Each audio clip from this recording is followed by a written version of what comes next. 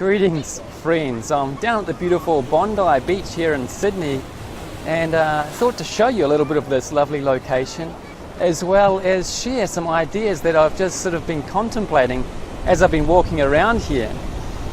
You see, as I've been walking around, I've noticed that this is an area where a lot of people are exercising, and this is something that I know a fair amount about. I've been a personal trainer for over 12 years, been exercising for over 20 years myself, and so I've come to understand the body and what sort of body is developed by a certain training style.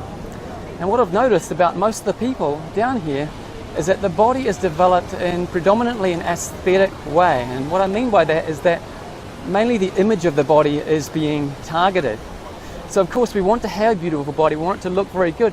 Other reasons why we'd want to train is so that we have great health and also great function of the body. So if we're training really predominantly the physical body so that the image is enhanced, so it's aesthetically pleasing, then really this probably has a lot to do with our desire to be more attractive. And if that's the case, then attraction, well, bringing two things together, they will eventually connect, won't they?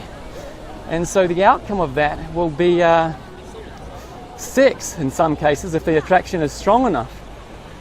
So I'm sure people will be able to relate to this conversation quite distinctively. And the question we really want to ask ourselves, if we are being motivated to train our body, for example, so that we become more attractive and eventually get this experience called sex, then what level of experience do we want to have during that encounter? Because depending on our focus of our mind, that will determine the quality of that experience. For example, when you're training your physical body, well, that's one aspect of who we are. Another aspect would be our emotional state. And so if we don't put equal amount of attention into training our emotional state, getting control over our feelings, then what we'll find is that we don't have emotional control and we'll get upset often. And is that the case for you or people that you know? Have you noticed that there are people around the place that get upset very often, and at most insignificant little things allows to disrupt their emotional state? And this is just simply a person that doesn't have very good emotional control. And so in a relationship, this person with poor emotional control is a disaster, because anything can happen and they get upset, and so it's a turbulent roller coaster of constant drama. And some people may enjoy that and the so-called make-up sex associated with resolving differences, but really that is just a chemical, hormonal, turbulent roller coaster of up and downs. And there is certainly a higher place that we can arrive at, because when you're upset, well, that can only really happen when there's an absence of harmony, and that is the opposite to how to develop love. If we want to develop love with each other, there needs to be harmony, there needs to be respect, and there needs to be understanding so that we can comprehend each other on a deeper level. And by doing so, then of course we'll be able to connect with each other on a deeper level. So we should also really consider how much effort are we making to actually understand our partner, to understand other people, because surely this deserves just as much attention as our physical body. Or are we just focused on getting those muscles, those the tone, the beautiful body image, and forgetting about these other aspects? And I think you'll be able to agree with me that when you have a deep connection with someone on an emotional level and also on a mental level, you really get them, then there is this deeper connection. You will have a more fulfilling experience sexually with this person compared to if they were just another physical body.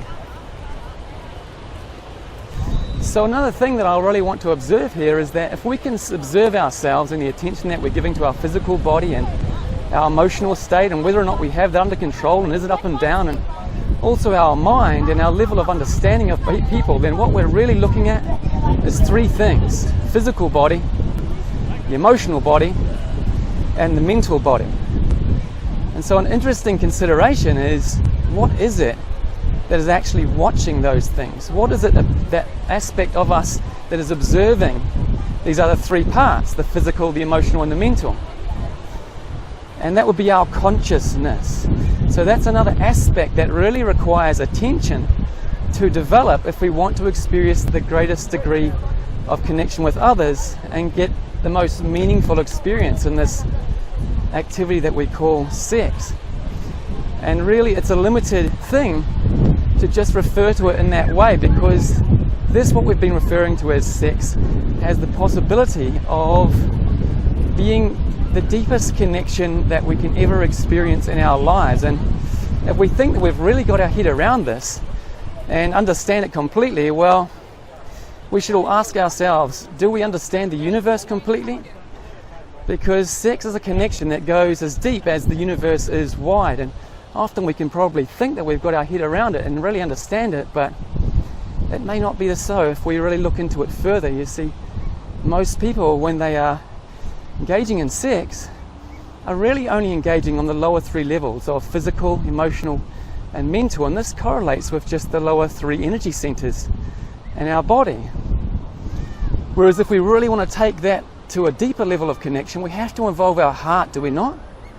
That would make logical sense. That's the fourth energy center. And if we really want to take that to a further level than that, then you'll see in the diagram that I'm showing here that there are further levels, there are higher levels there. Once we begin to engage that and open up those higher energy centers within us, what you'll find is that the physical, the mental, and the emotional, that's actually just a very superficial level of connection that we've been experiencing. There is a much more deep and fulfilling, soulful connection that we can have if we begin to penetrate into that deeper aspect of who we are. And the way in which we do that is by developing our consciousness. So this is part of what I really like to focus on in my own life, and also helping others to develop that aspect of who they are, so that they can have a more complete understanding of people, so that we can relate to people more effectively and completely, and thereby experience the deepest level of fulfillment in our life on all levels. So if this is something that you'd like to hear more about, how to go about stabilizing your emotional body so that you're in control, so that you can be a reasonable person in a relationship, how to understand people on a deeper level so you can connect more deeply with that on the mental level, and also delving more deeply into yourself so that you can have a deep, soulful heart connection in your sexual expression, then be sure to like the Facebook page, subscribe to our channels, etc. And I'll keep sharing more about this as we move along.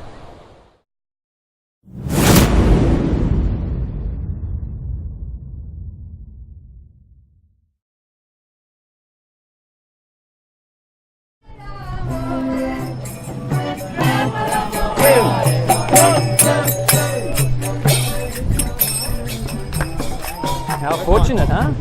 Secret blessing.